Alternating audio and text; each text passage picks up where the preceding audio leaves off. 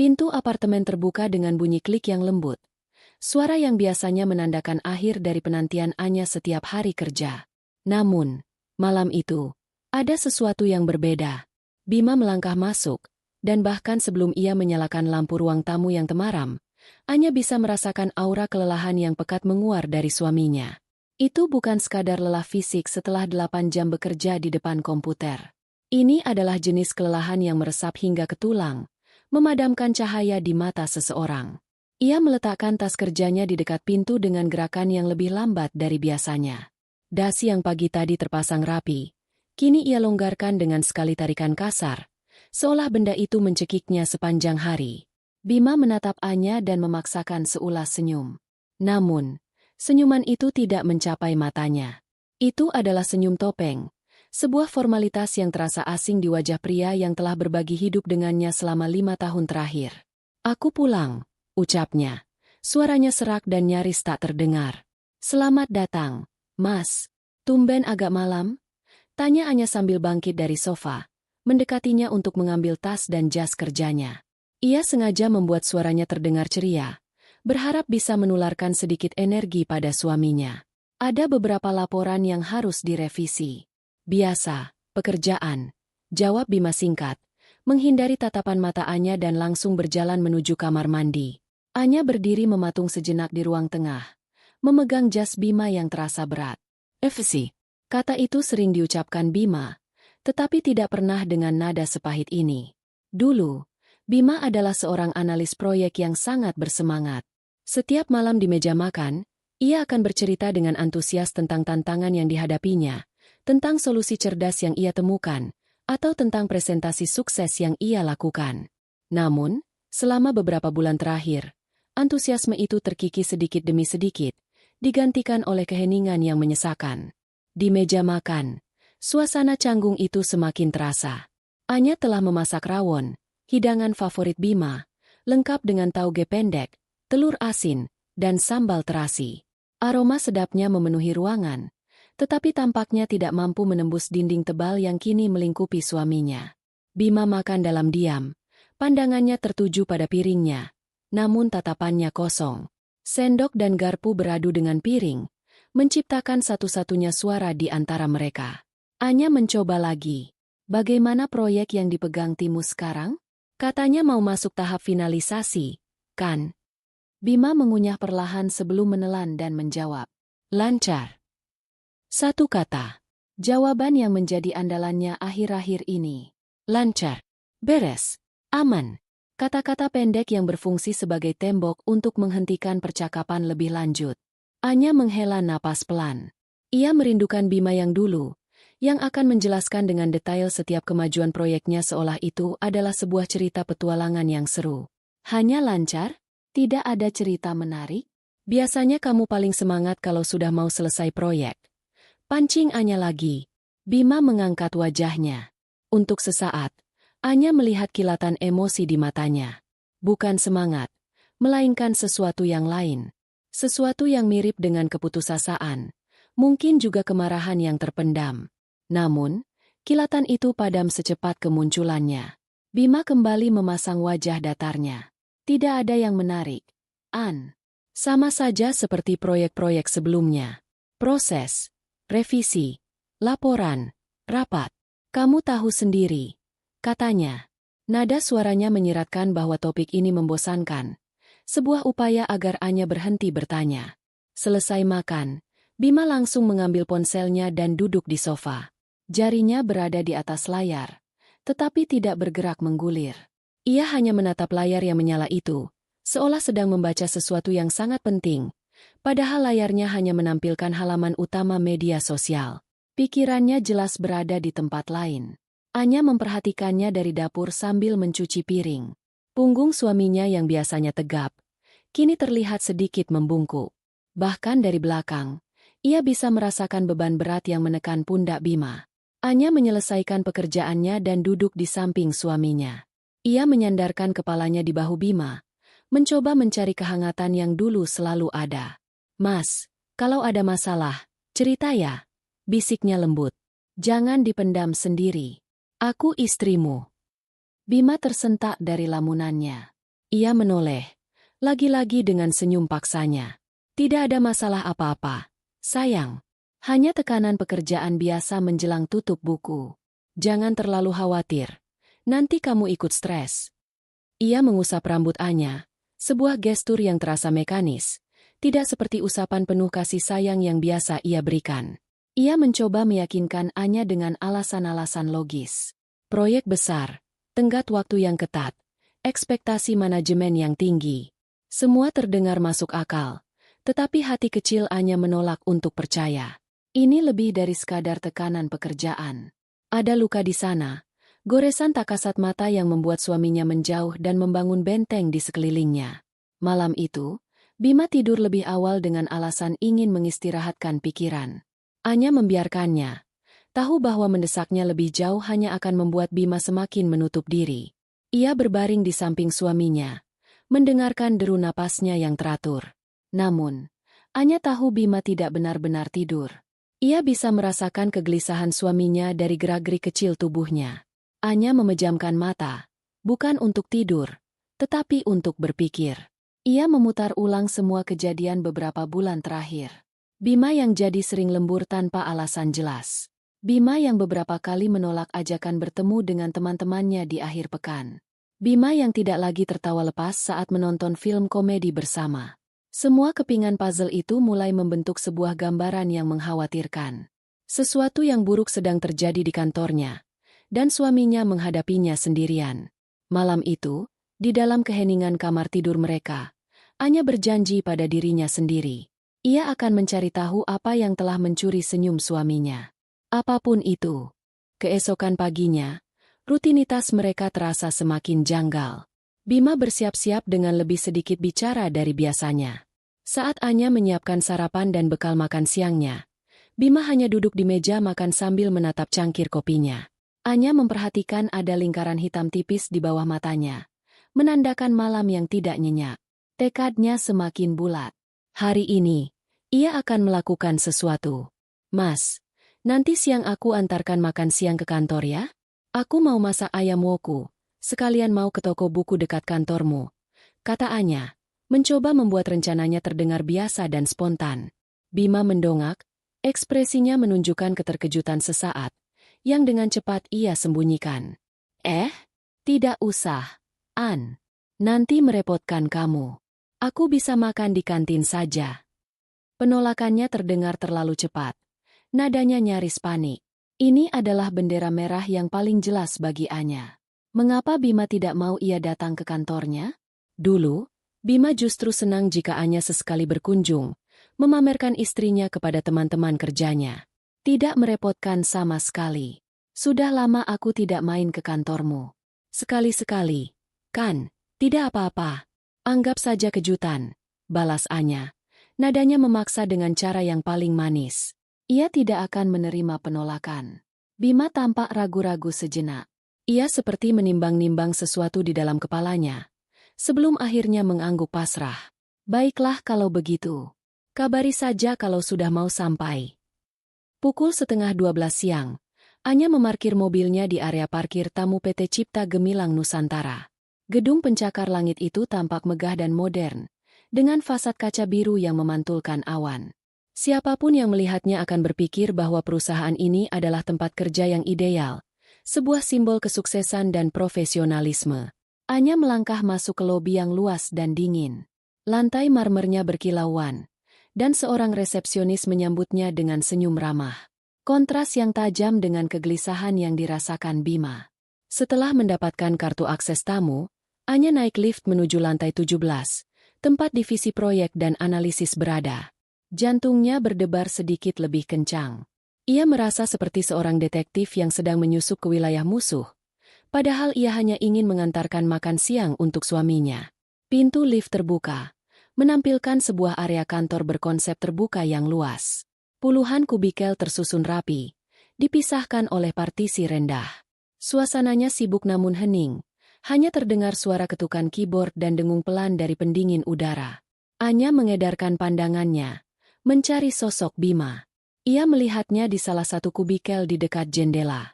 Namun, sebelum Anya sempat memanggilnya, Perhatiannya tersita oleh sebuah pemandangan di tengah ruangan. Seorang pria berperawakan tegap dengan kemeja mahal berdiri di samping kubikel Bima. Pria itu memegang beberapa lembar kertas, dan dari gestur tubuhnya yang angkuh, Anya langsung tahu bahwa dialah atasannya. Wajahnya familiar dari foto tim yang pernah Bima tunjukkan. Namanya Rian. Rian tidak berteriak. Suaranya terkontrol, tetapi nadanya tajam dan penuh dengan sarkasme yang bisa dirasakan oleh siapa saja dalam radius 10 meter. Semua aktivitas di sekitar area itu seolah melambat. Beberapa karyawan menunduk lebih dalam ke layar komputer mereka, pura-pura tidak mendengar, tetapi Anya tahu semua telinga tertuju pada percakapan itu. Bima, Bima, kata Rian sambil mengetuk-ngetuk kertas laporan di tangannya. Saya minta kamu buat analisis risiko, bukan dongeng sebelum tidur. Angka-angka ini kamu dapat dari mana? Dari hasil ramalan bintang. Anya melihat Bima berdiri, wajahnya pucat pasi. Itu data dari tim riset, Pak. Sudah sesuai dengan metodologi yang disetujui. Metodologi? Kamu pikir saya peduli dengan istilah-istilah sok pintarmu itu? Rian tertawa sinis. Tawa itu tidak mengandung sedikitpun kebahagiaan, hanya cemoohan murni. Ia menoleh ke arah dua pria lain yang berdiri di dekatnya, yang Anya duga adalah kroni-kroninya. Dengar itu, Far, katanya metodologi. Padahal isinya cuma asumsi tidak berdasar. Laporan seperti ini kalau saya bawa ke direksi, yang ada saya ikut malu punya anak buah seperti kamu. Dodi dan Farhan tertawa kecil, seperti anjing pesuruh yang menunggu perintah tuannya. Saya sudah cek ulang datanya. Pak, saya yakin akurasinya. Bima mencoba membela diri, suaranya bergetar menahan emosi. Yakin? Yakin. Rian memotong dengan cepat, mencondongkan tubuhnya ke arah Bima. Terakhir kali kamu, yakin. Proyek kita telat 2 minggu karena perkiraanmu meleset. Kamu itu kompeten tidak, sih? Jangan-jangan ijazah sarjanamu itu hasil beli di pasar loak. Penghinaan itu begitu telak dan personal. Anya merasa darahnya mendidih. Tangannya yang memegang kotak makan siang terkepal erat hingga buku-buku jarinya memutih. Ia ingin berteriak, berjalan ke sana dan menampar wajah sombong pria itu. Tapi ia menahan diri. Ia melihat wajah suaminya. Bima hanya menunduk, rahangnya mengeras, menerima setiap hujaman kata-kata itu tanpa perlawanan. Ia melihat rasa malu yang luar biasa di wajah Bima, dipermalukan di depan semua rekan kerjanya. Rian melemparkan kertas-kertas itu ke meja Bima hingga berantakan. Revisi semua ini. Saya tidak mau lihat laporan sampah ini lagi di meja saya. Saya mau versi yang benar ada di email saya sebelum jam 5 sore. Tidak ada alasan. Mengerti? Mengerti, Pak. Jawab Bima dengan suara pelan, nyaris seperti bisikan. Rian berbalik dengan angkuh dan berjalan pergi, diikuti oleh kedua anteknya. Suasana yang tadinya tegang perlahan mencair. Para karyawan kembali berpura-pura sibuk dengan pekerjaan mereka, tetapi tatapan kasihan dan bisik-bisik samar masih terasa di udara. Pada saat itulah Bima mengangkat kepalanya dan matanya bertemu dengan mata Anya yang berdiri di ujung lorong. Ekspresi Bima berubah dari malu menjadi horor murni. Ia tidak pernah ingin Anya menyaksikan pemandangan ini. Ini adalah mimpi terburuknya. Dengan langkah cepat, Bima menghampiri Anya. Wajahnya masih pucat. Anya, kamu sudah lama di sini? Tanyanya, suaranya bergetar. Cukup lama untuk mendengar semuanya. Jawab Anya dingin. Kemarahannya begitu besar hingga suaranya nyaris tidak keluar. Bima meraih lengannya, menariknya menjauh dari area kerja menuju sebuah pantry kecil yang sepi. Aku bisa jelaskan. Jelaskan apa, Mas? Jelaskan kenapa kamu membiarkan orang itu menginjak-injak harga dirimu di depan semua orang? Itu yang kamu sebut tekanan pekerjaan biasa? Desak Anya. Suaranya kini bergetar karena amarah yang ditahan. SSSST, jangan keras-keras. Bisik Bima panik, melihat ke sekeliling. Dia manajerku, Rian. Orangnya memang seperti itu. Bukan cuma ke aku, ke yang lain juga kadang-kadang. Tapi aku tidak melihat dia mempermalukan orang lain seperti itu tadi. Aku melihat tatapan mereka semua. Mereka tahu kamu yang jadi sasarannya. Bantah Anya. Wajah Bima dipenuhi rasa malu dan kekalahan. Ia bersandar di dinding pantry, menghindari tatapan Anya. Sudahlah, An. Aku tidak mau membahasnya di sini. Tolong, lupakan saja apa yang kamu lihat tadi. Lupakan? Bagaimana mungkin ia bisa melupakan pemandangan suaminya yang diperlakukan seperti keset? Anya menatap kotak makan di tangannya. Niat baiknya untuk menghibur Bima justru membuka luka yang jauh lebih dalam. Ia meletakkan kotak itu di meja pantry. Aku pulang, katanya singkat. Nafsu makannya hilang, digantikan oleh rasa mual karena amarah. Dalam perjalanan pulang, Anya mencengkeram kemudi mobil dengan erat. Gambaran wajah Bima yang menahan malu dan wajah Rian yang penuh cemoohan terus berputar di kepalanya. Kini ia mengerti segalanya. Kelelahan Bima, keheningannya, senyumnya yang palsu. Semua itu adalah hasil dari siksaan mental yang ia alami setiap hari. Kemarahan Anya kini memiliki target yang jelas. Ini bukan lagi sekadar masalah rumah tangga. Ini adalah deklarasi perang. Pria bernama Rian itu akan membayar setiap air mata dan setiap ons harga diri yang telah ia rampas dari suaminya. Malam itu, apartemen mereka terasa seperti medan perang yang sunyi. Anya tidak menyalakan televisi atau musik. Ia menunggu. Ia duduk di sofa ruang tamu dalam keheningan, membiarkan amarahnya mengendap menjadi sebuah energi dingin yang terfokus. Ketika Bima pulang, ia langsung merasakan atmosfer yang berbeda. Tidak ada sambutan hangat, hanya tatapan tajam dari istrinya. Bima meletakkan tasnya dan tidak berani menatap Anya. An, soal tadi siang. Duduk, Mas, potong Anya. Suaranya tenang namun mengandung perintah yang tak terbantahkan. Bima menurut. Ia duduk di seberang Anya, menjaga jarak, seolah tahu badai akan segera datang. Ia tampak lebih lelah dari malam sebelumnya, seolah insiden di kantor tadi telah menguras sisa-sisa tenaganya. Aku mau kamu ceritakan semuanya. Semuanya. Dari awal. Tuntut Anya. Jangan ada lagi, tidak apa-apa. Atau, cuma masalah kerjaan. Aku sudah melihatnya dengan mata kepalaku sendiri. Aku melihat bagaimana pria itu menghinamu. Jadi, sekarang, ceritakan. Bima menatap lantai. Bahunya merosot. Tembok pertahanannya runtuh. Tidak ada lagi gunanya bersembunyi. Anya sudah melihat bagian terburuknya. Dengan helaan napas panjang yang terdengar seperti napas orang yang menyerah, ia mulai bicara. Suaranya pelan, terbata-bata pada awalnya. Ia bercerita bagaimana semua itu dimulai sekitar 6 bulan yang lalu. Awalnya hanya hal-hal kecil. Rian akan menyindir presentasinya dalam rapat dengan kalimat-kalimat halus yang hanya dipahami oleh mereka yang jeli. Idenya bagus, tapi mungkin terlalu idealis untuk dunia nyata. Atau, analisisnya dalam, tapi kita butuh kecepatan, bukan filsafat. Kemudian, eskalasinya meningkat. Bima mulai tidak diikutsertakan dalam email-email penting terkait proyek yang sedang ia kerjakan. Akibatnya, ia sering ketinggalan informasi krusial dan tampak tidak siap dalam rapat. Rian akan menggunakan momen itu untuk menegurnya di depan umum, membuatnya terlihat tidak kompeten. Dia juga mulai menyabotase pekerjaanku. Lanjut Bima, suaranya bergetar. Pernah suatu kali, data penting untuk laporan mingguan hilang dari server bersama. Aku harus mengerjakannya ulang semalaman. Aku yakin itu perbuatannya. Tapi aku tidak punya bukti. Lain waktu, dia memajukan tenggat waktu presentasi ke klien secara mendadak, 1 jam sebelum rapat dimulai, dan memberitahuku seolah-olah aku yang lupa. Anya mendengarkan setiap kata dengan napas tertahan. Setiap kalimat Bima seperti tusukan pisau di hatinya. Ia bisa membayangkan suaminya yang panik, yang kebingungan, yang berusaha keras untuk tetap profesional sementara atasannya sendiri berusaha menjatuhkannya. Lalu ada Dodi dan Farhan, tambah Bima. Mereka seperti tangan kanan Rian. Mereka yang menyebarkan gosip kalau aku lambat bekerja, kalau aku sering membuat kesalahan. Mereka yang mengisolasiku dari tim. Kalau ada ajakan makan siang bersama, aku tidak pernah diajak. Kalau ada diskusi non-formal tentang pekerjaan, aku selalu dilewatkan.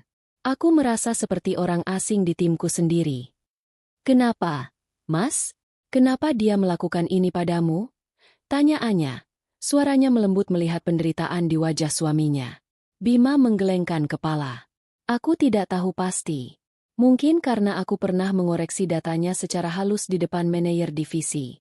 Mungkin karena beberapa ideku lebih diterima oleh direksi daripada idenya. Rian itu tipe orang yang tidak suka disaingi. Dia melihatku sebagai ancaman, bukan aset.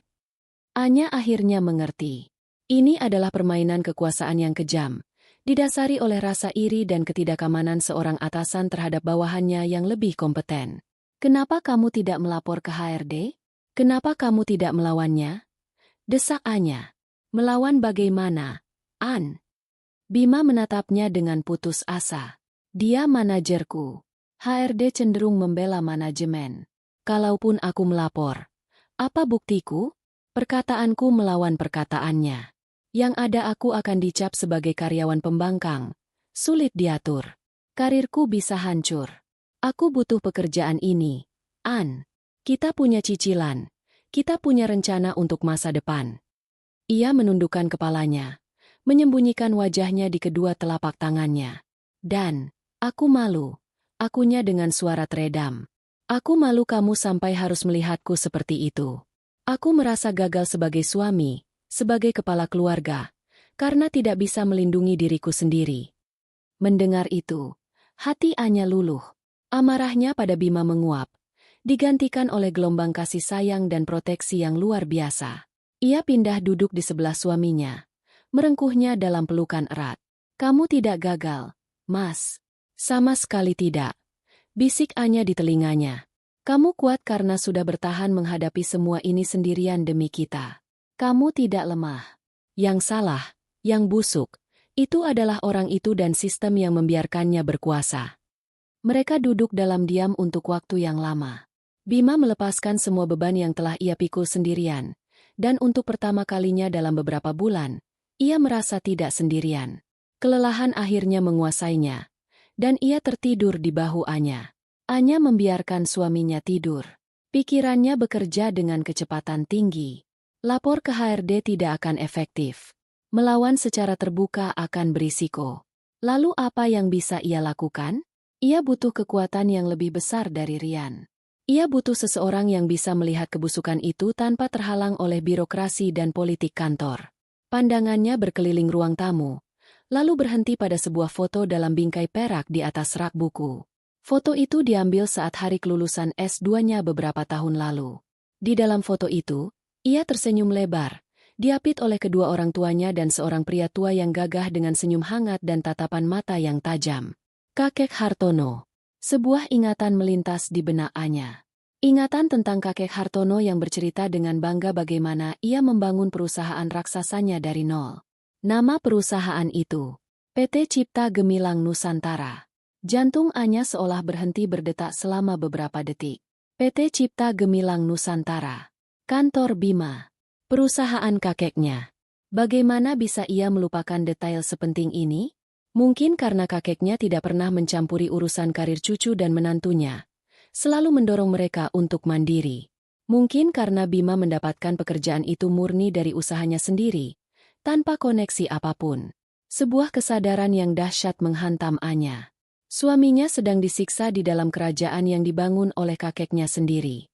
Parasit seperti Rian sedang menggerogoti perusahaan dari dalam, merusak salah satu aset terbaiknya, yaitu karyawan jujur seperti Bima. Energi baru yang dingin dan penuh perhitungan mengalir dalam dirinya. Ini bukan lagi hanya tentang balas dendam seorang istri. Ini adalah tentang keadilan. Ini tentang membersihkan nama baik perusahaan keluarganya. Ia tidak akan gegabah. Mengadu langsung pada kakeknya dan meminta Rian dipecat begitu saja akan terlihat seperti nepotisme. Itu akan merendahkan Bima.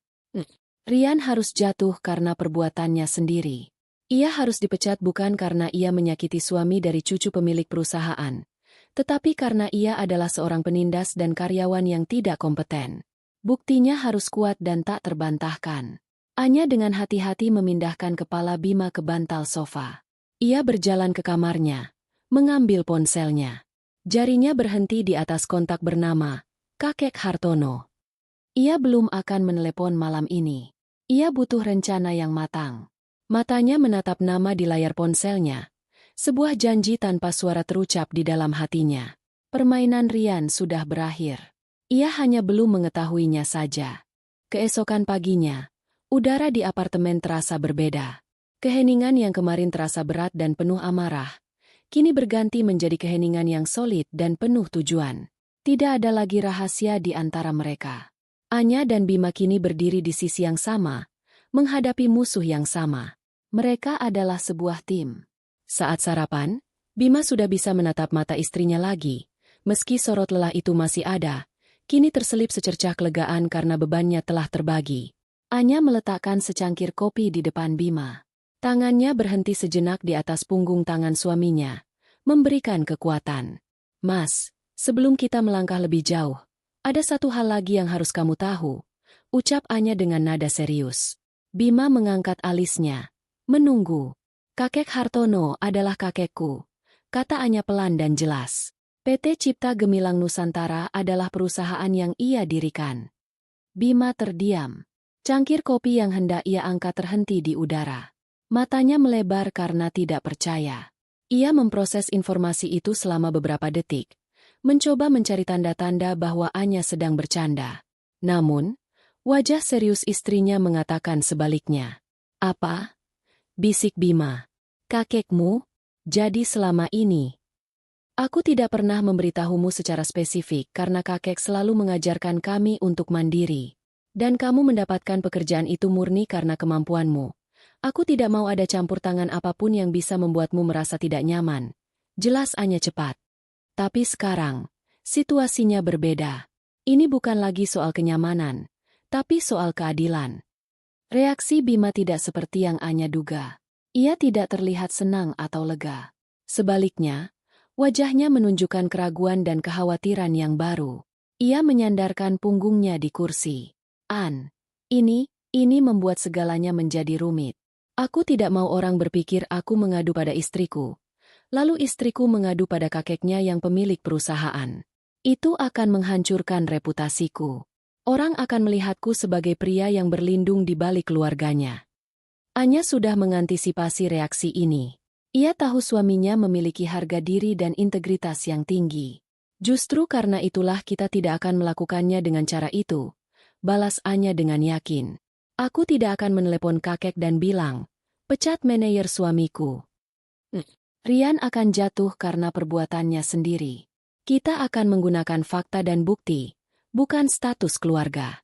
Anggap saja koneksiku ini adalah jalan pintas untuk memastikan bukti-bukti itu sampai ke meja yang tepat, tanpa harus melewati birokrasi yang mungkin sudah dikuasai oleh orang-orang seperti Rian. Mendengar logika Anya, ketegangan di wajah Bima sedikit mereda.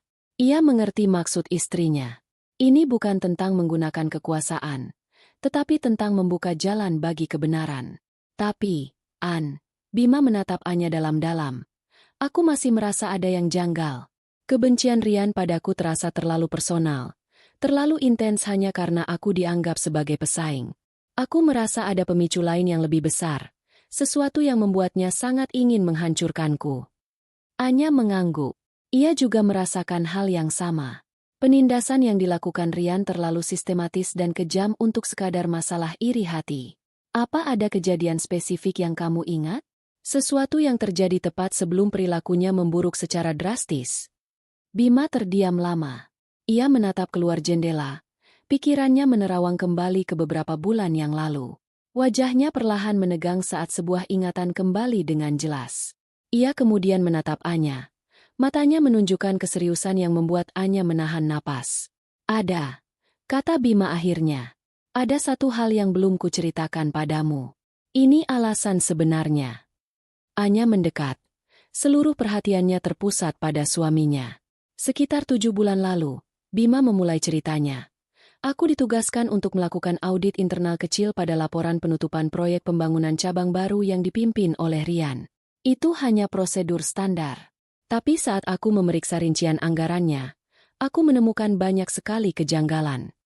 Ia berhenti sejenak, mengumpulkan pikirannya. Misalnya, ada biaya untuk jasa konsultasi strategis, yang nilainya mencapai ratusan juta rupiah. Tapi nama perusahaannya terdengar asing dan saat aku coba cari jejak digitalnya, tidak ada sama sekali. Alamatnya pun fiktif. Lalu, ada pembengkakan biaya pada pos pengadaan perabotan kantor. Aku membandingkannya dengan harga pasar. Selisihnya hampir 40%. Dan yang paling aneh, ada beberapa vendor pemasok alat tulis kantor yang rutin mengeluarkan tagihan puluhan juta setiap bulan, padahal proyek sudah selesai.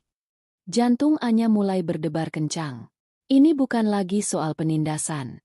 Ini adalah korupsi. Apa yang kamu lakukan setelah menemukan itu? Tanya Anya. Saat itu aku masih naif. Aku Bima getir. Aku pikir mungkin hanya kesalahan administrasi. Aku mengirim email ke bagian keuangan untuk meminta klarifikasi atas beberapa pos anggaran tersebut. Aku tidak menyebut nama Rian. Aku hanya bertanya secara umum. Aku tidak tahu bahwa kepala bagian keuangan adalah teman dekat Rian. Sebuah keheningan berat menyelimuti mereka. 2 hari setelah aku mengirim email itu, lanjut Bima, Rian memanggilku ke ruangannya. Wajahnya dingin. Ia tidak membahas soal email itu secara langsung. Ia hanya berkata, di perusahaan ini, orang yang terlalu ingin tahu dan mencampuri urusan yang bukan urusannya tidak akan punya karir yang panjang. Sejak hari itulah, neraka dimulai. Penindasan, sabotase, penghinaan di depan umum. Semuanya adalah caranya untuk mengintimidasiku, untuk membuatku takut, agar aku tidak pernah berani mengungkit masalah laporan keuangan itu lagi. Kini semuanya menjadi jelas. Gambaran puzzle itu telah lengkap. Bima bukan sekadar korban iri hati. Ia adalah seorang calon pelapor, whistleblower, yang berusaha dibungkam sebelum ia sempat bersuara. Rian dan komplotannya tidak hanya menindas Bima untuk kepuasan ego mereka, tetapi juga untuk melindungi kejahatan finansial yang mereka lakukan. Beban di dada Anya terasa semakin berat. Namun tekadnya juga semakin membara. Situasinya 100 kali lebih berbahaya dari yang ia bayangkan. Ini bukan lagi hanya tentang menyelamatkan pekerjaan dan harga diri suaminya. Ini adalah tentang membongkar jaringan korupsi yang menggerogoti perusahaan kakeknya dari dalam. Kita akan membongkar semuanya, Mas, kata Anya. Suaranya mantap dan penuh keyakinan. Kita akan kumpulkan bukti untuk kedua kejahatannya. Penindasan dan korupsinya. Dia tidak akan bisa lari. Bima menatap istrinya. Di tengah keputusasaannya, Anya adalah cahayanya. Untuk pertama kalinya, ia merasa memiliki harapan untuk melawan. Mereka kini bukan hanya sepasang suami istri, melainkan mitra dalam sebuah misi berbahaya untuk mencari keadilan.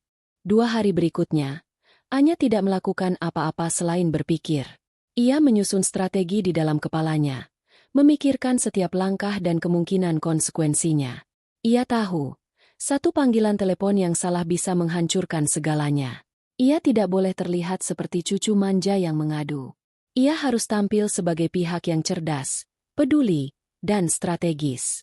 Pada hari ketiga, di jam kerja saat ia tahu kakeknya biasanya tidak sedang rapat penting, Anya mengambil napas dalam-dalam dan menekan tombol panggil di ponselnya.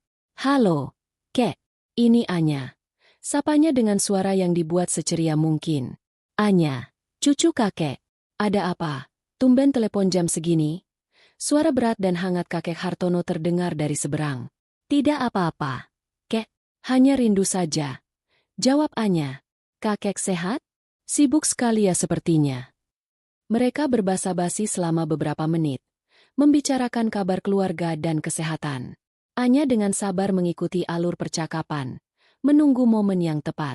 Begini, Kek. Anya akhirnya memulai, mengubah nada suaranya menjadi lebih serius. Belakangan ini aku banyak berpikir. Bima bekerja di perusahaan kakek, dan aku jadi sadar betapa sedikitnya aku tahu tentang bisnis yang kakek bangun dengan susah payah. Itu adalah warisan keluarga yang luar biasa, dan aku merasa tidak seharusnya aku hanya melihat dari luar. Di seberang sana, kakek Hartono terdiam, mendengarkan dengan saksama. Anya bisa merasakan minat kakeknya terusik. Aku ingin lebih mengerti cara kerja perusahaan dari dalam, Kek. Bukan bagian strategi bisnis tingkat tinggi yang rumit, tapi justru bagian yang paling fundamental, lanjut Anya. Misalnya, bagaimana perusahaan sebesar itu menjaga dirinya dari dalam? Bagaimana proses audit internalnya berjalan untuk memastikan tidak ada kebocoran atau penyelewengan? Aku yakin itu adalah fondasi yang membuat perusahaan bisa bertahan kuat selama ini. Strategi Anya berhasil. Ia tidak terdengar seperti sedang mengeluh, melainkan seperti calon penerus yang bijaksana. Kakek Hartono terdengar sangat senang. Kakek senang sekali kamu berpikir sejauh itu. An, itu pemikiran yang sangat matang. Puji kakek Hartono. Itu adalah jantung dari perusahaan. Integritas. Nah, karena itu, Kek, sambung Anya cepat. Aku tidak mau mengganggu waktu para direksi. Mungkin kakek bisa kenalkan aku dengan salah satu auditor internal senior yang paling kakek percaya? Seseorang yang sudah terbukti integritasnya. Aku tidak akan mengganggunya. Hanya ingin sesekali berdiskusi, belajar dari pengalamannya. Boleh, Kek. Tanpa ragu sedikit pun, kakek Hartono menjawab. Tentu saja boleh. Ide yang sangat bagus. Ada satu orang yang paling tepat. Namanya Suryo Pranoto. Dia sudah bersama kakek lebih dari 20 tahun. Orangnya lurus seperti penggaris, dan matanya setajam elang.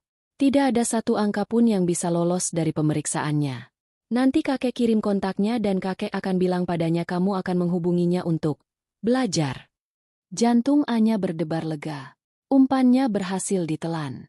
Terima kasih banyak, Kek. Ini sangat berarti untukku. 1 jam kemudian, sebuah pesan masuk ke ponsel Anya. Berisi nama, jabatan, dan nomor telepon Suryo Pranoto. Langkah pertama dari operasi senyap mereka telah berhasil dijalankan. Anya segera menghubungi Pak Suryo dan mengatur pertemuan. Mereka sepakat untuk tidak bertemu di kantor pusat atau tempat yang ramai. Pilihan jatuh pada sebuah kafe kecil yang tenang di pinggiran kota, jauh dari pusat bisnis. 2 hari kemudian, Anya duduk berhadapan dengan seorang pria berusia akhir 50-an. Pak Suryo memiliki perawakan tenang. Rambutnya sudah memutih di beberapa bagian, dan ia mengenakan kacamata berbingkai tipis. Tidak ada yang istimewa dari penampilannya, tetapi tatapan matanya persis seperti yang digambarkan kakek Hartono, tajam dan analitis. Setelah memesan kopi, Anya memulai percakapan sesuai skenario. Ia bertanya tentang tantangan menjadi seorang auditor, tentang kasus-kasus menarik yang pernah ditangani, dan tentang pentingnya integritas. Pak Suryo menjawab semua pertanyaannya dengan sabar dan lugas, seolah sedang memberikan kuliah kepada seorang mahasiswa yang antusias. Setelah merasa cukup membangun kepercayaan, Anya mencondongkan tubuhnya sedikit ke depan. Pak Suryo, saya akan jujur. Ada alasan lain yang lebih penting mengapa saya ingin bertemu dengan Bapak, katanya. Nada suaranya berubah serius. Ini menyangkut integritas PT Cipta Gemilang Nusantara, perusahaan yang sangat Bapak dan kakek saya jaga. Pak Suryo tidak menunjukkan keterkejutan.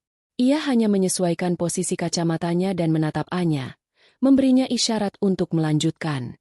Anya menceritakan semuanya. Ia mulai dari temuan Bima terkait laporan keuangan proyek yang dipimpin Rian. Ia menjabarkan dengan detail kejanggalan-kejanggalan yang Bima temukan, persis seperti yang diceritakan Bima padanya. Ia menekankan pada potensi kerugian perusahaan dan adanya indikasi penipuan terorganisir. Baru setelah itu, ia menceritakan tentang penindasan sistematis yang dialami Bima, menggambarkannya sebagai konsekuensi langsung dari temuan tersebut, sebuah upaya pembungkaman yang keji. Pak Suryo mendengarkan tanpa interupsi. Wajahnya tetap tenang, tetapi Anya bisa melihat rahangnya sedikit mengeras saat ia menceritakan detail korupsi itu. Setelah Anya selesai, Pak Suryo terdiam sejenak. Apa suami Anda punya salinan dari data-data awal yang ia temukan? Tanyanya, suaranya rendah dan tajam. Ada, Pak. Dia menyimpannya di drive pribadi. Jawab Anya. Baik, kata Pak Suryo. Ini adalah tuduhan yang sangat serius. Saya tidak bisa bertindak tanpa dasar yang kuat. Minta suami Anda untuk mengirimkan semua data awal itu ke alamat email pribadi saya malam ini. Gunakan akun email baru. Saya akan melakukan penelusuran awal secara diam-diam. Untuk saat ini, jangan lakukan apa-apa. Biarkan semuanya berjalan seperti biasa. Jangan sampai Rian dan komplotannya curiga sedikit pun. Ini harus menjadi operasi yang benar-benar senyap. Ada kelegaan luar biasa yang dirasakan Anya. Mereka kini tidak sendirian. Mereka punya seorang profesional yang berpengalaman dan berintegritas di pihak mereka. Terima kasih, Pak Suryo. Saya tidak tahu harus berterima kasih bagaimana, ucap Anya tulus. Pak Suryo hanya mengangguk singkat. Saya tidak melakukan ini untuk Anda atau suami Anda. Saya melakukan ini untuk perusahaan dan untuk Pak Hartono. Tugas saya adalah memberantas penyakit seperti ini. Pertemuan itu berakhir. Saat berjalan menuju mobilnya, Anya merasa secercah harapan yang nyata. Bola salju itu sudah mulai menggelinding dari puncak gunung. Dan ia yakin, saat mencapai lembah, ia akan menjadi longsoran dahsyat yang akan menyapu bersih semua kotoran di jalannya. Selama seminggu berikutnya, Anya dan Bima hidup dalam penantian yang menegangkan. Setiap hari, Bima berangkat kerja dengan misi ganda, menyelesaikan pekerjaannya sebaik mungkin sambil berpura-pura tidak terjadi apa-apa, dan menjadi mata serta telinga bagi operasi senyap mereka. Di belakang layar, Pak Suryo mulai bekerja, menelusuri jejak digital dan dokumen-dokumen keuangan. Namun, ia mengingatkan Anya bahwa proses audit investigasi membutuhkan waktu, terutama jika dilakukan secara rahasia.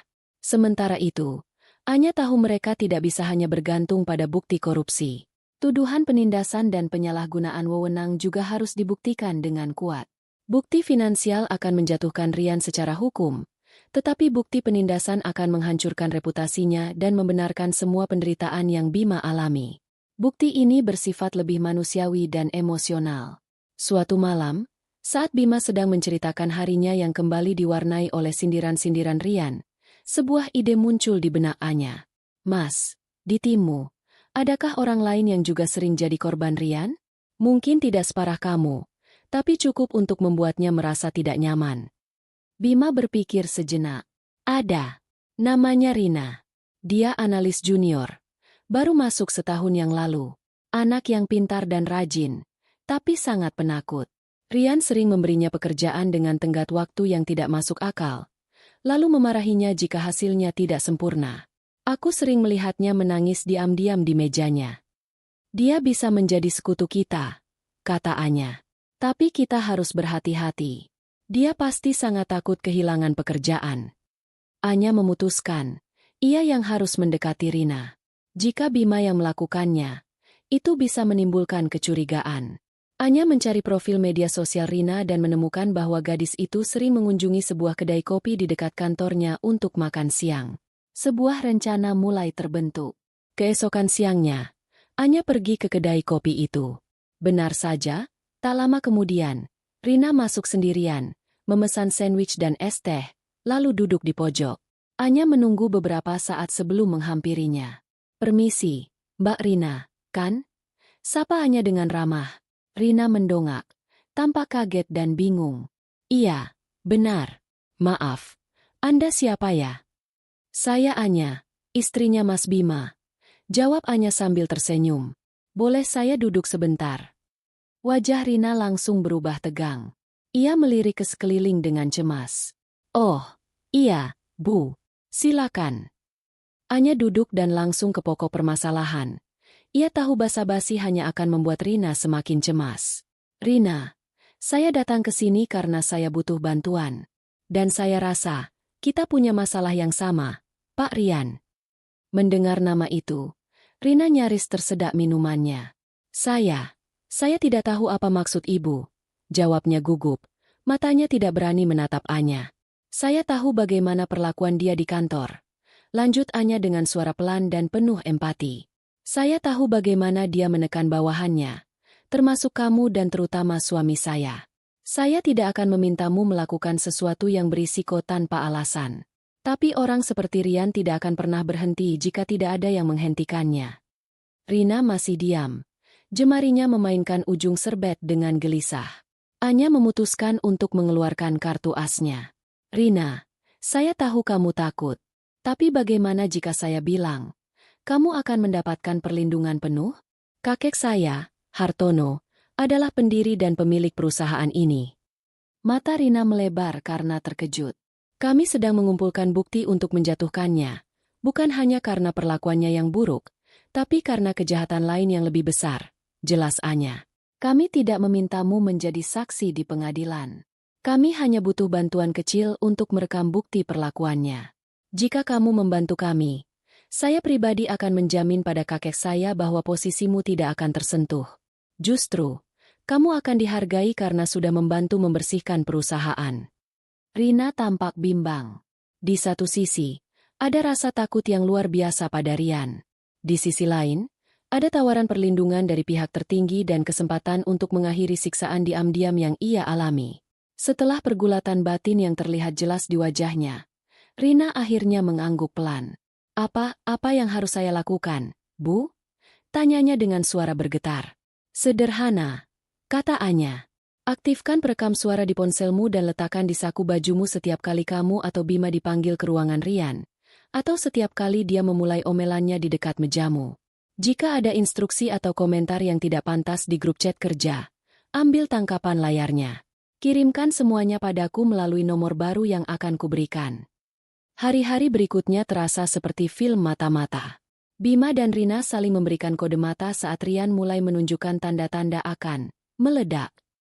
Bima harus dengan sengaja menahan diri, membiarkan dirinya menjadi target untuk memancing Rian mengeluarkan sifat aslinya. Itu adalah hal yang sangat sulit, tetapi ia tahu setiap hinaan yang terekam adalah satu langkah lebih dekat menuju keadilan. Kesempatan emas itu datang pada hari Jumat sore. Rian menemukan sebuah kesalahan kecil dalam data yang Bima kumpulkan. Kesalahan ketik yang tidak signifikan. Namun, ia menggunakannya sebagai amunisi. Ia memanggil Bima dan Rina ke ruang rapat kecil yang kosong. Kalian berdua ini benar-benar tidak bisa diandalkan, bentak Rian. Suaranya menggema di ruangan kecil itu.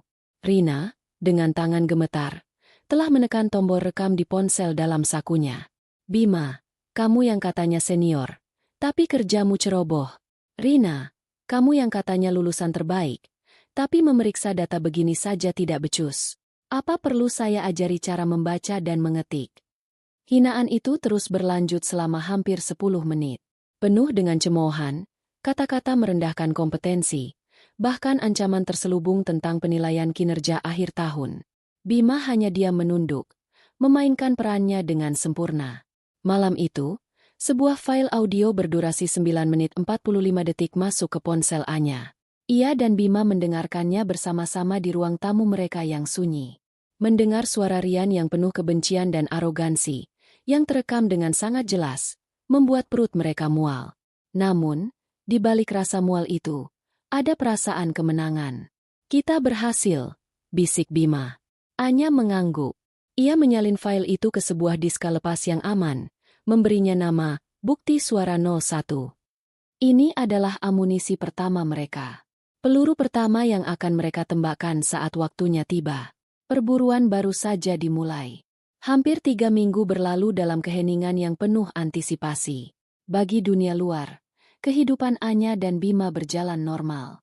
Bima tetap berangkat kerja setiap pagi, menahan setiap perlakuan Rian dengan kesabaran yang kini terasa seperti sebuah strategi, bukan lagi kepasrahan. Anya sibuk dengan urusannya, namun pikirannya tidak pernah jauh dari operasi senyap yang sedang berjalan.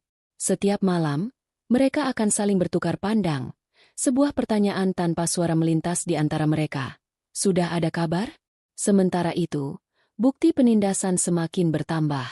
Rina, yang kini lebih berani, berhasil merekam 2 insiden lagi. Satu berupa makian Rian di telepon yang terdengar jelas. Satu lagi berupa tangkapan layar di mana Dodi dan Farhan secara eksplisit mendiskusikan cara untuk memberi pelajaran pada Bima dengan menahan laporan penting miliknya. Setiap bukti baru adalah amunisi tambahan, disimpan dengan aman oleh Anya. Akhirnya, pada suatu Selasa sore, pesan yang mereka tunggu-tunggu tiba. Pesan itu datang dari nomor pribadi Pak Suryo. Singkat dan lugas. Saya menemukan jalurnya. Kita perlu bertemu malam ini. Bawa suami Anda. Jantung Anya berdebar kencang. Ia segera mengabari Bima. Malam itu, mereka bertemu dengan Pak Suryo di sebuah restoran keluarga yang sepi, di sebuah ruang privat di lantai 2. Wajah Pak Suryo tampak lelah, tetapi matanya berkilat dengan energi seorang pemburu yang telah menemukan mangsanya. Selamat malam. Sapa Pak Suryo sambil mengeluarkan sebuah map tebal dari tasnya dan meletakkannya di atas meja. Saya tidak akan basa-basi. Penelusuran saya membuahkan hasil yang lebih besar dari yang kita duga. Ia membuka map itu, memperlihatkan serangkaian diagram alur dan salinan laporan bank. Saya mulai dari data awal yang Anda berikan. Bima, perusahaan konsultan fiktif itu, PT Sinergi Cemerlang. Saya melakukan pemeriksaan latar belakang secara mendalam. Perusahaan itu memang ada di atas kertas. Didirikan 2 tahun lalu. Namun, alamat kantornya adalah ruko kosong yang disewa atas nama yang tidak jelas. Direkturnya, Handoko, tidak ada dalam data kependudukan. Benar-benar perusahaan cangkang. Pak Suryo menunjuk sebuah diagram alur. Ini adalah jejak uangnya. Dana dari PT Cipta Gemilang Nusantara untuk jasa konsultasi. Itu benar-benar ditransfer ke rekening bank atas nama PT Sinergi Cemerlang. Jumlahnya tidak main-main. Tapi, uang itu tidak pernah diam lama di sana. Ia menggeser jarinya mengikuti panah di diagram. Dalam waktu kurang dari 24 jam setelah dana masuk, uang itu akan dipecah menjadi beberapa transaksi yang lebih kecil dan ditransfer lagi ke beberapa rekening pribadi yang berbeda. Tujuannya jelas, untuk mengaburkan jejak. Pak Suryo berhenti sejenak, menatap Bima dan Anya dengan serius. Disinilah bagian menariknya. Dengan akses yang saya miliki, saya berhasil mengidentifikasi pemilik dari rekening-rekening tujuan itu. Ia mengambil 3 lembar salinan data perbankan. Transfer pertama, masuk rekening atas nama seorang wanita bernama Liana Sari. Setelah saya lakukan verifikasi silang dengan data personalia, Liana Sari adalah nama istri dari Farhan. Bima menahan napas. Transfer kedua, lanjut Pak Suryo, masuk rekening atas nama Bahtiar Effendi. Bahtiar Effendi adalah kakak ipar dari Dodi. Jaringan itu mulai terlihat jelas, sebuah persekongkolan yang rapi.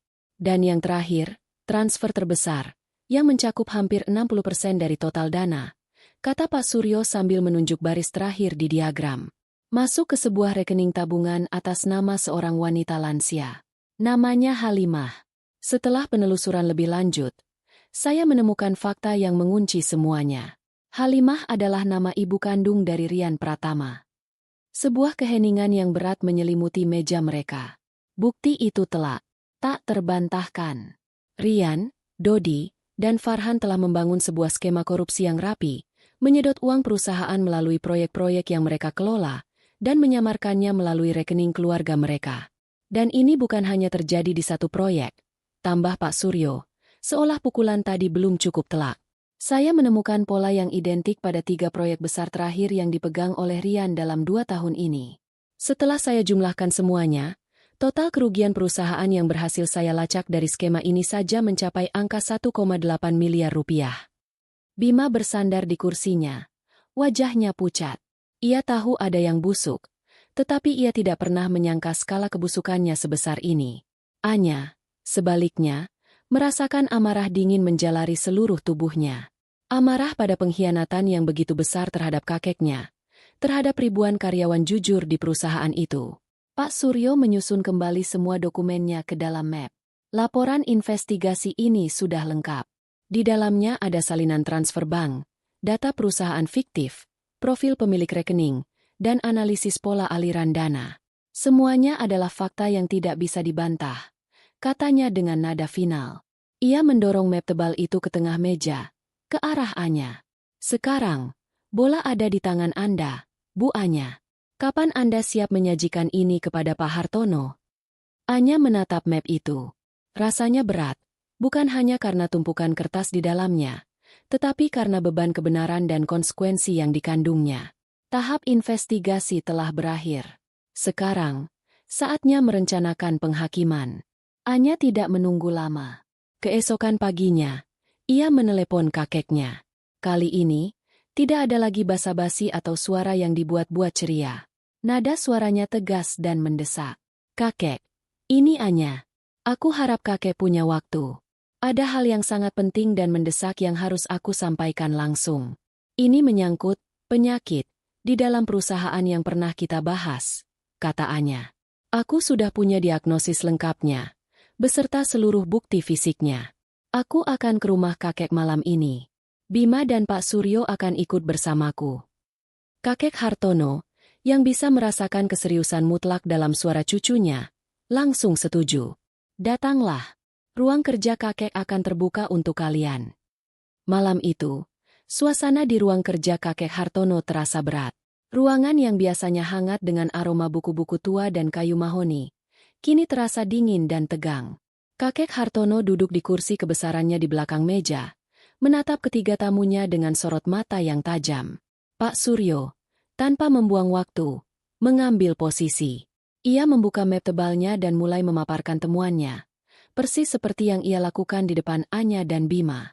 Dengan suara yang datar dan profesional, ia menjabarkan skema korupsi Rian, langkah demi langkah. Ia menunjukkan diagram aliran dana, bukti transfer, dan dokumen perusahaan cangkang. Wajah kakek Hartono yang tadinya tenang, perlahan mengeras.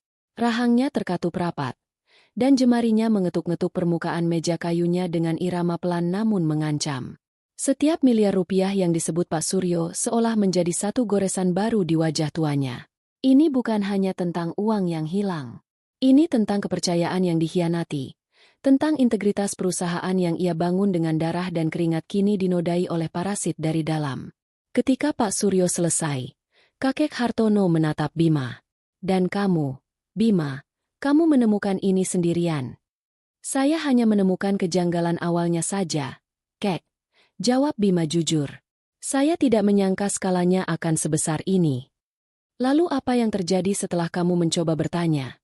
Tanya sang kakek lagi, matanya menyorot tajam. Disinilah Anya mengambil alih. Kek, ada harga yang harus Bima bayar karena rasa ingin tahunya itu. Ia mengeluarkan ponselnya, menghubungkannya ke sebuah pengeras suara kecil yang ia bawa. Tolong kakek dengarkan ini. Anya menekan tombol, putar. Suara Rian yang penuh amarah dan hinaan seketika memenuhi ruangan yang hening itu. Kalian berdua ini benar-benar tidak bisa diandalkan. Apa perlu saya ajari cara membaca dan mengetik? Setiap kata kasar itu terdengar begitu jelas, begitu brutal. Wajah kakek Hartono berubah dari keras menjadi merah padam karena amarah. Kontras antara keanggunan ruang kerja itu dengan kekasaran suara Rian begitu menusuk. Setelah rekaman selesai, Anya menceritakan segalanya. Tentang penindasan sistematis, sabotase kerja, dan isolasi yang dialami Bima selama berbulan-bulan. Kakek Hartono bangkit dari kursinya. Ia berjalan mondar-mandir. Tangannya terkepal di belakang punggung. Parasit, desisnya. Suaranya bergetar karena amarah yang tertahan. Beraninya mereka melakukan ini. Mencuri uang perusahaan adalah satu hal. Tapi menyiksa karyawan jujur yang mencoba melindungi perusahaan di bawah atapku sendiri, pada suami cucuku. Ia berhenti dan menatap Bima. Tatapannya kini dipenuhi rasa hormat sekaligus penyesalan. Bima, atas nama perusahaan, saya minta maaf kamu harus melalui semua ini. Dan saya berterima kasih. Keberanian dan integritasmu adalah hal yang langka. Kemudian, amarahnya kembali terfokus. Wajahnya berubah dingin dan penuh perhitungan. Ia bukan lagi seorang kakek yang marah, melainkan seorang pendiri perusahaan yang akan memberantas penyakit hingga ke akarnya. Orang-orang seperti ini tidak cukup hanya dipecat dan diminta mengembalikan uang, katanya tegas. Mereka harus menghadapi konsekuensi hukum yang setimpal dan menjadi contoh bagi siapapun yang berani mencoba merusak perusahaan ini lagi. Ia kembali ke mejanya dan mengangkat telepon. Menghubungi sekretarisnya meskipun hari sudah malam. Siapkan rapat Dewan Direksi Darurat untuk besok pagi jam 10. Perintahnya, suaranya dingin seperti es. Undang seluruh direksi, kepala divisi hukum, dan kepala divisi personalia. Dan juga, ia berhenti sejenak. Undang Rian Pratama, Dodi Firmansyah, dan Farhan Gunawan. Agenda resmi, evaluasi kinerja dan proyeksi strategis kuartal berikutnya. Pastikan mereka bertiga hadir. Tanpa kecuali. Ia menutup telepon. Rencana sudah disusun. Panggung penghakiman telah disiapkan. Besok, badai akan tiba di lantai 17 PT Cipta Gemilang Nusantara. Dan Rian, dalam kesombongannya, akan berjalan lurus ke pusat badai itu tanpa menyadarinya. Keesokan paginya, udara di kantor pusat PT Cipta Gemilang Nusantara terasa seperti biasa. Namun bagi Anya dan Bima, setiap sudutnya terasa penuh dengan ketegangan yang tak terlihat. Bima mengenakan setelan terbaiknya, bukan dengan kegugupan seorang korban, melainkan dengan ketenangan seorang saksi kunci. Anya berjalan di sisinya, menggenggam tangannya erat, memberikan kekuatan terakhir sebelum pertunjukan dimulai. Mereka tidak lagi masuk sebagai karyawan dan pengunjung, melainkan sebagai pembawa kebenaran. Pukul 10 kurang 5 menit. Mereka memasuki ruang dewan direksi di lantai tertinggi. Ruangan itu megah, dengan sebuah meja kayu panjang yang berkilauan di tengahnya, dikelilingi oleh kursi-kursi kulit berwarna hitam. Di salah satu ujung meja, kakek Hartono sudah duduk, diapit oleh CEO perusahaan, direktur keuangan, kepala divisi hukum, dan kepala divisi personalia. Wajah mereka semua tampak serius dan grim. Pak Suryo duduk sedikit terpisah, dengan sebuah map tebal di depannya. Tampak tenang seperti seorang algojo yang menunggu perintah. Tepat pukul 10, pintu ruang rapat terbuka. Rian masuk dengan langkah penuh percaya diri. Ia mengenakan setelan paling mahal yang ia punya. Rambutnya ditata rapi, dan senyum lebar terpasang di wajahnya. Ia menyapa para direksi dengan akrab, jelas berpikir bahwa undangan ke rapat tingkat tinggi ini adalah pertanda promosi atau proyek besar menantinya. Di belakangnya, Dodi dan Farhan mengikuti seperti bayangan. Wajah mereka juga memancarkan kebanggaan.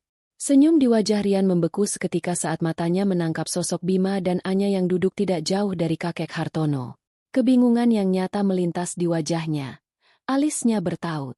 Untuk apa analis proyek rendahan seperti Bima dan istrinya berada di rapat dewan direksi? Selamat pagi. Kakek Hartono memulai rapat. Suaranya tenang namun memiliki bobot yang membuat semua orang di ruangan itu diam. Terima kasih atas kehadiran Anda semua. Agenda rapat yang tertulis di undangan terpaksa kita ubah. Hari ini, kita akan membahas satu hal yang menjadi pilar perusahaan ini, integritas. Rian, Dodi, dan Farhan saling berpandangan. Firasat buruk mulai merayapi mereka. Kakek Hartono mengangguk ke arah Pak Suryo. Pak Suryo, silakan. Pak Suryo berdiri. Tanpa ekspresi, ia menyalakan proyektor. Di layar besar di belakangnya, muncul judul, Laporan Investigasi Aliran Dana Proyek X, Y, dan Z. Dengan suara yang datar dan metodis, Pak Suryo mulai membedah temuannya. Ia tidak menuduh, ia hanya menyajikan fakta. Diagram aliran dana yang rumit muncul di layar, menunjukkan dengan jelas bagaimana uang perusahaan mengalir ke PT Sinergi Cemerlang, lalu pecah dan mendarat di rekening-rekening milik istri Farhan, kakak ipar Dodi, dan ibu kandung Rian. Wajah Dodi dan Farhan berubah seputih kertas. Keringat dingin mulai membasahi pelipis Rian. Senyumnya yang angkuh telah lenyap, digantikan oleh ekspresi panik yang berusaha ia sembunyikan. Ini pasti ada kesalahan. Rian akhirnya meledak. Tidak tahan lagi. Ia berdiri, menunjuk Bima dengan jari gemetar. Ini semua fitnah. Ini pasti kerjaan dia. Dia yang merekayasa data ini karena dia iri dengan posisi saya. Dia ingin menjatuhkan saya. Para direksi menatap Rian dengan dingin. Tuduhannya terdengar putus asa dan tidak berdasar. Sebelum ada yang sempat merespons, Anya angkat bicara. Suaranya tenang namun memotong udara tegang di ruangan itu. Iri, Pak Rian. Tanyanya. Apakah karena iri seseorang harus diperlakukan seperti ini? Anya memberi isyarat pada teknisi di sudut ruangan. Detik berikutnya, suara Rian sendiri yang penuh amarah dan cemoohan memenuhi ruang dewan direksi yang kedap suara. Apa perlu saya ajari cara membaca dan mengetik? Kamu itu kompeten tidak, sih? Jika laporan Pak Suryo adalah pukulan telak ke perut, maka rekaman suara itu adalah pukulan nokaut ke rahang. Para direksi, termasuk kepala divisi personalia, menatap Rian dengan tatapan muak. Mereka kini melihat gambaran utuh dari pria itu. Seorang pencuri sekaligus seorang penindas. Rekaman ini direkayasa. Pekik Rian, kepanikannya mencapai puncak. Ini semua konspirasi untuk menghancurkan saya. Cukup. Suara kakek Hartono menggelegar seperti guntur, membungkam semua suara di ruangan itu. Ia berdiri, menatap ketiga pria itu dengan sorot mata yang menyala-nyala karena murka. Rian Pratama, Dodi Firmansyah, Farhan Gunawan. Ucapnya dengan penekanan pada setiap suku kata. Berdasarkan bukti penipuan dan penggelapan dana perusahaan yang tidak terbantahkan, serta pelanggaran etika berat berupa penindasan dan penyalahgunaan wewenang. Ia berhenti sejenak, membiarkan kata-katanya meresap. Per detik ini, kalian semua dipecat. Di saat yang bersamaan, pintu ruang rapat terbuka lagi. Dua orang petugas keamanan berbadan tegap melangkah masuk dan berdiri di belakang ketiga pria itu. Tim hukum kami akan segera menyerahkan seluruh berkas ini ke pihak kepolisian pagi ini juga. Lanjut kakek Hartono, suaranya kini dingin mematikan. Sekarang, serahkan kartu akses, ponsel kantor, dan semua properti perusahaan lainnya. Petugas akan mengantar kalian keluar dari gedung ini. Dunia Rian runtuh dalam sekejap. Wajahnya yang pucat pasi kini kosong. Semua kesombongan dan keangkuhannya telah terkelupas. Hanya menyisakan rasa malu dan ketakutan. Dodi dan Farhan hanya bisa menunduk. Tidak berani menatap siapapun. Tanpa perlawanan, mereka menyerahkan barang-barang mereka dan digiring keluar dari ruangan itu seperti pesakitan. Keheningan menyelimuti ruang dewan direksi setelah kepergian mereka. Badai telah berlalu, menyisakan kehancuran bagi mereka yang bersalah. Kakek Hartono kemudian berbalik dan berjalan menghampiri Bima. Ia menatap Bima dengan tulus. Bima, katanya dengan suara yang kini lebih lembut. Atas nama seluruh jajaran pimpinan PT Cipta Gemilang Nusantara, saya ingin meminta maaf atas apa yang telah kamu dan istrimu lalui. Dan saya ingin berterima kasih. Terima kasih atas keberanian, kejujuran, dan integritasmu.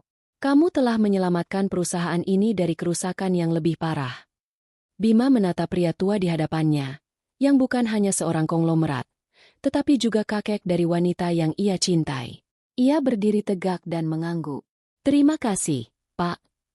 Di momen itu, Bima bukan lagi seorang korban. Ia adalah seorang pahlawan yang telah memenangkan pertempurannya, bukan dengan kekuatan, melainkan dengan kebenaran.